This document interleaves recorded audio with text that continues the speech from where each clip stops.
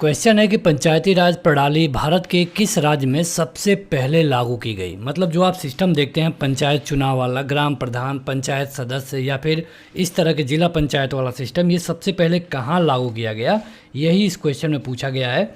आपको हर एक क्वेश्चन का उत्तर बताने के लिए लगभग 2 से 3 सेकंड मिलेगा, तो उसी के दौरान आपको अपना उत्तर कमेंट करके बता देना है। इसके लिए सही उत्तर होगा राजस्थान। राजस्थान में 2 अक्टूबर सन 1959 में नागौर जिले में प्रधानमंत्री के द्वारा ये पंचायती राज अभियान को शुरू किया गया था। ये क्वेश्चन 2003 और 2014 में पूछा जा चुका है।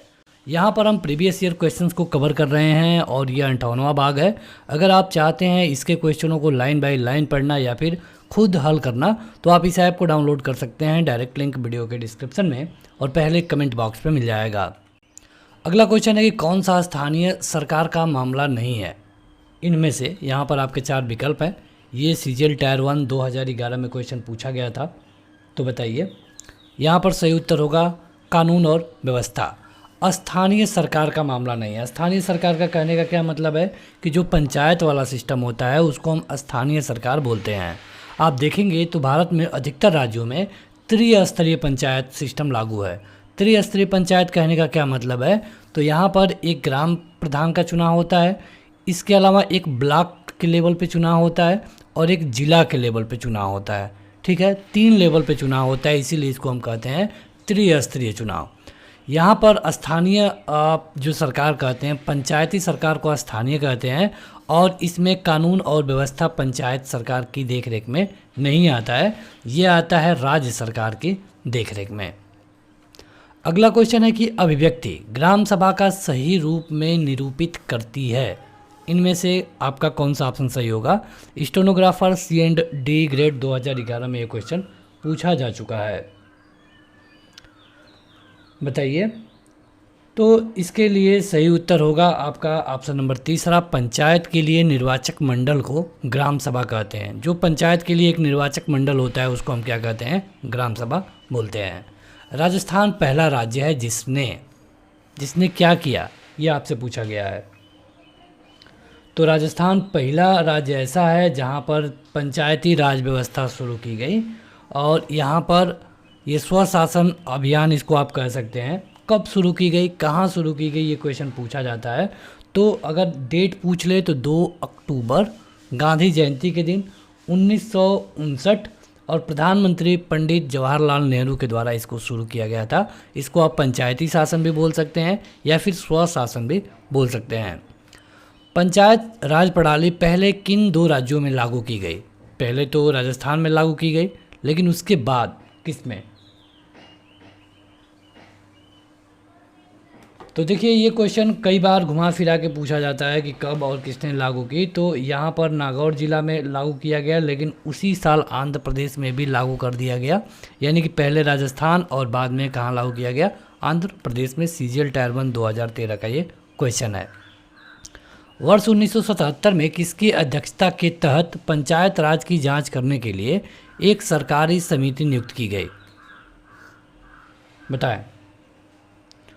बात हो रही है 1977 की और महीना था दिसंबर, और उस समय जनता पार्टी की सरकार आई थी। भाजपा, जिसको आप आज देखते हैं भाजपा के नाम पे, उसका पहले नाम जनता पार्टी था। और वहाँ पर जब 1977 दिसंबर में ये सरकार आई तो पहली बार अशोक मेहता की अध्यक्षता में एक कमेटी बनाई गई और इस कमेटी का क्या नाम था, क्या काम था, तो पंचायती राज व्यवस्था के लिए जो सरकारी समिति है इसके बारे में जांच करना।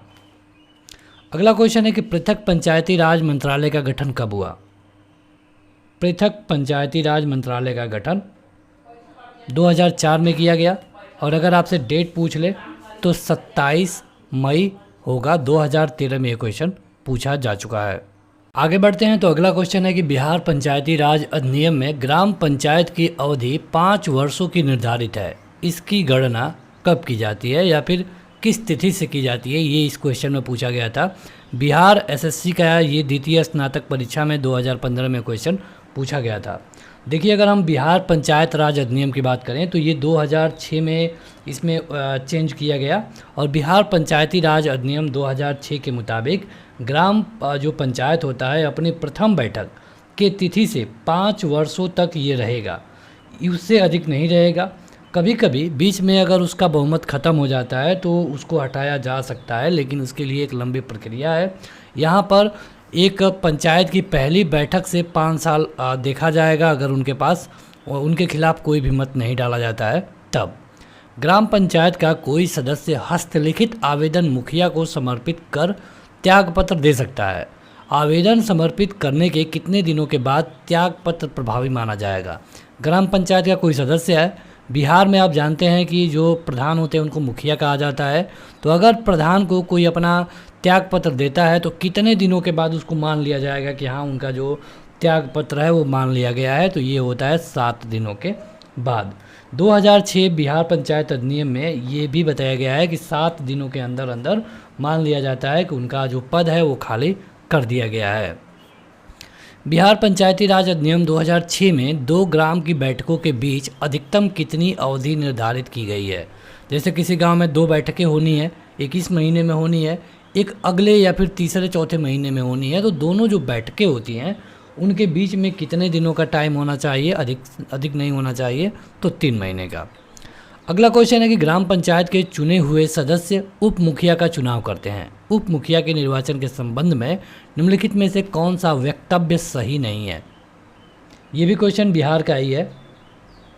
तो यहाँ पर देखिए, उप मुखिया के निर्वाचन में मुखिया मतदाता नहीं होगा, ये बिल्कुल सही नहीं है।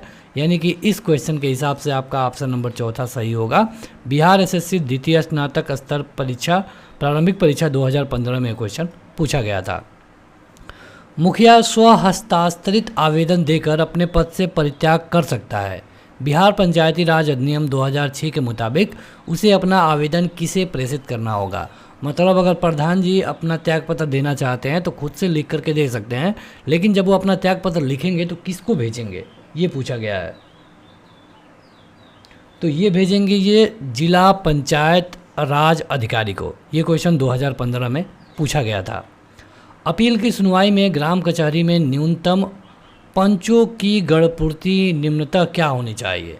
मतलब कोई अपील हुआ है तो इसमें कितने लोग होने चाहिए पंचों में? ये होने चाहिए 7 लोग। ठीक है, बिहार एसएससी ये भी क्वेश्चन 2015 में पूछा गया था। ग्राम सभा एक या एक से अधिक संख्या में निगरानी समिति का गठन कर सकती है। इस समिति का गठन किनसे किया जा सकता है?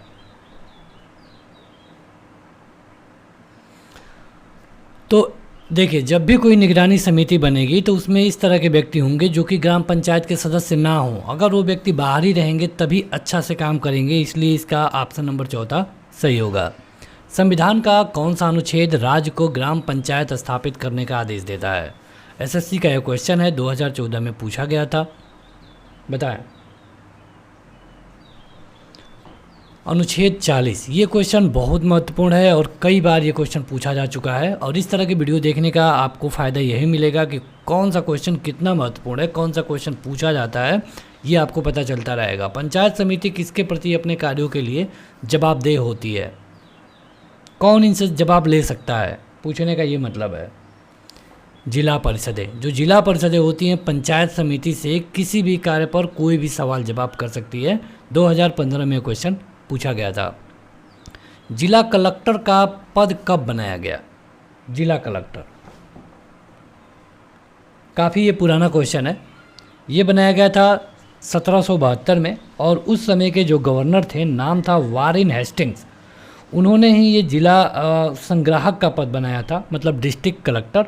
तो ये पद की शुरुआत उसी समय से हुई, बाद में इसका नाम कई बार बदला गया।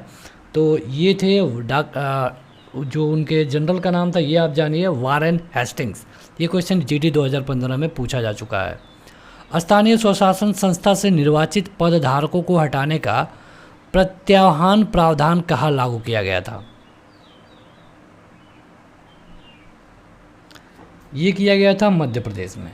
ठीक है, मध्य प्रदेश में। आगे बढ़ते हैं। अगला क्वेश्चन है कि पंचायती राज की संरचना क्या है? जो पंचायती राज है हमारे यहाँ, उसकी संरचना क्या है, कौन पहले होता है, उसके बाद क्या होता है? जैसे हमने आपको स्टार्टिंग में ही बताया कि 3 लेवल पे चुनाव होता है। एक होता है ग्राम, एक होता है ब्लॉक, और एक होता है जिला।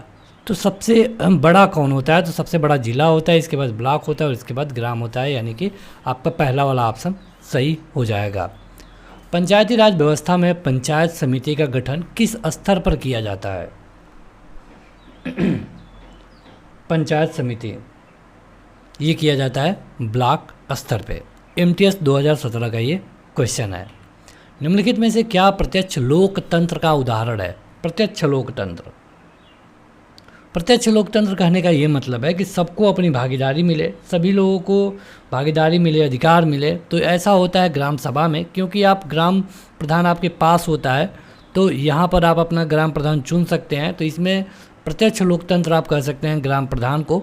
इसके बाद भी होता है जैसे राज्य स्तर पे, जिला स्तर पे, प्रदेश स्तर पे, देश स्तर पे, लेकिन सबसे नज़दीकी होता है ग्राम सभा। निम्नलिखित में से कौन सा वाक्य सामुदायिक सरकार के संदर्भ में सही है? सामुदायिक सरकार एक भाषीय समुदाय है, जैसे कि डच, फ्रेंच, जर्मन भाषा बोलने वाले लोगों का अगर निर्वाचन होता है तो इसको हम बोलते हैं सामुदायिक। तो यहाँ पर एक ही भाषा बोलने वाले लोग करते हैं। इसके लिए अगर आप देखेंगे तो पहला वाला विकल्प भी सही है। और इस सरकार को संस्कृति, शिक्षा, भाषा और मसलों पर फैसले लेने का अधिकार है, ये भी सही है। यानी कि आपका सही उत्तर होगा ऑप्शन नंबर पहला, जिसमें पहला और दूसरा दोनों को सही माना गया है। यदि कोई ग्राम पंचायत विघटित होती है तो कितनी अवधि के भीतर चुनाव करवाए जाते हैं? कितनी अवधि के अंदर? अगर भंग की जाती है तो 6 महीने के अंदर। 2017 में ये क्वेश्चन पूछा जा चुका है। किसे पंचायत का मुखिया भी कहा जाता है? किसको मुखिया कहा जाता है? ये होता है सरपंच। ठीक है, तो बस इस वीडियो में 25 क्वेश्चन आ चुके हैं। आपको बताना होगा कि आपने 25 क्वेश्चनों में से कितना क्वेश्चन सही किया। आप इस वीडियो को लाइक भी कर सकते हैं, और अगर आप चाहते हैं इस तरह का PDF पाना या फिर टेस्ट को खुद देना तो इस ऐप को डाउनलोड करिए। डायरेक्ट लिंक वीडियो के डिस्क्रिप्शन में और पहले कमेंट बॉक्स में मिल जाएगा। फिलहाल इस वीडियो में इतना ही। Thank you.